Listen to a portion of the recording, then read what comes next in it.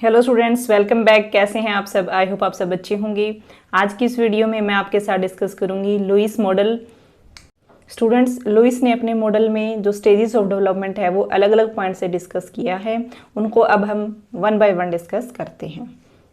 First point है वो इन्होंने ये बताया है मोबिलाइजेशन ऑफ लेबर, यानी कि इन्होंने ये कहा है कि एग्रीकल्चर सेक्टर में जो फ्री है लेबर, यानी कि जिसकी प्रोडक्टिविटी ज़ीरो है, डिस्गाइज्ड अनएम्प्लॉयमेंट है, जो उसको कैपिटलिस्ट जो सेक्टर है उसमें भेज दिया जाए, यानी कि मोबिलाइजेशन हो जाए उसका, तो कोई भी अंडर डेवलप्ड कंट्री है उसका डेवलपमेंट होगा।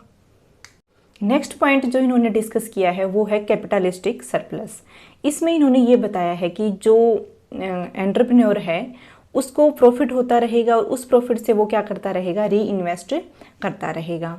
तो जब तक वो री इन्वेस्ट करेगा तब तक उसको प्रॉफिट मिलता रहेगा, और वो जो री इन्वेस्ट है वो किससे करेगा, यानी कि प्रॉफिट उसको किससे होगा, जो लेबर है मोबिलाइज होकर कैपिटलिस्ट सेक्टर में आई है उससे होगा। क्यों? क्योंकि वो उसको जो पे करेगा वो मार्जिनल प्रोडक्टिविटी से कम पे करेगा, तो वो री इन्वेस्ट करता रहेगा और इस प्रकार कंट्री का जो डेवलपमेंट है वो होता रहेगा।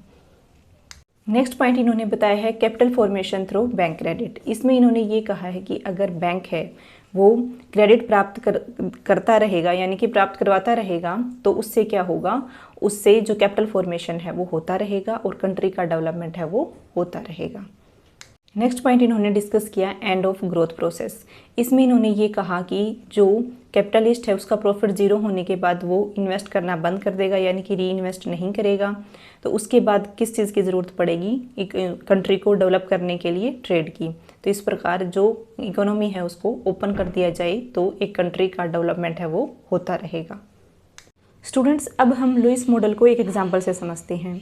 जैसे एग्रीकल्चर सेक्टर में ग्रीन रिवॉल्यूशन से पहले जो एक्सपेंडिचर है वो कम आता था, बट 1964 में ग्रीन रिवॉल्यूशन आने के बाद क्या हुआ, जो कॉस्ट है किसान की वो बढ़ गई। अब ग्रीन रिवॉल्यूशन आने के बाद ट्रेडिशनल मेथड के कंपेयर में जो मॉडर्न मेथड है एग्रीकल्चर का उसमें कॉस्ट बढ़ गई। तो अब इस एग्जाम्पल के अकॉर्डिंग सवाल ये पैदा होता है कि उस कॉस्ट को कम कैसे करें। अब जो कॉस्ट है वो किस वजह से बढ़ती है एग्रीकल्चर सेक्टर में, किस वजह से ज़्यादा आती है? क्योंकि एग्रीकल्चर में जहाँ पर 2 लोगों के काम करने की ज़रूरत है वहाँ पर 4 लोग लगे हुए हैं। तो अब जो 2 के एक्स्ट्रा लगे हुए हैं तो उनकी जो मार्जिनल प्रोडक्टिविटी है वो तो ज़ीरो है।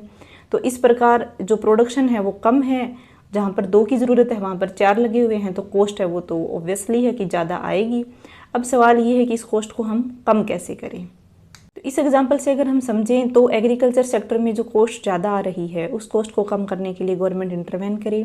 जो एक्स्ट्रा के 2 लेबर लगे हुए हैं, यानी कि जहाँ जिसकी ज़रूरत नहीं है, जिनकी मार्जिनल प्रोडक्टिविटी एग्रीकल्चर सेक्टर में ज़ीरो है, तो उनको गवर्नमेंट किसी ना किसी स्किल में इंगेज करे, उनको ट्रेन करे पहले।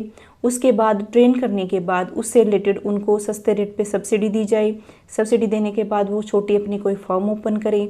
फर्म ओपन करने के बाद वो अपना काम स्टार्ट करेंगे। तो इस प्रकार एग्रीकल्चर सेक्टर से निकाल कर उनको कैपिटलिस्ट सेक्टर की तरफ उनका रुख किया जाए, तो जो डेवलपमेंट है अंडर डेवलप्ड कंट्री का वो होता रहेगा। तो ये हमने एग्जाम्पल से समझा लुईस मॉडल का स्टूडेंट्स। तो इस प्रकार लुईस ने ये बताया कि अंडर डेवलप्ड कंट्री है कोई भी, वो डेवलप कैसे करेगी अलग अलग पॉइंट के द्वारा। तो ठीक है स्टूडेंट्स, आई होप आज का जो ये मॉडल है लुईस का ये आपने अच्छे से समझ लिया होगा। तो इस वीडियो को ज़रूर लाइक कीजिए, कमेंट कीजिए और अपने फ्रेंड सर्कल में ज़रूर शेयर कीजिए। अब हम नेक्स्ट वीडियो में अदर टॉपिक है वो डिस्कस करेंगे। ठीक है students, take care all of you, thank you so much.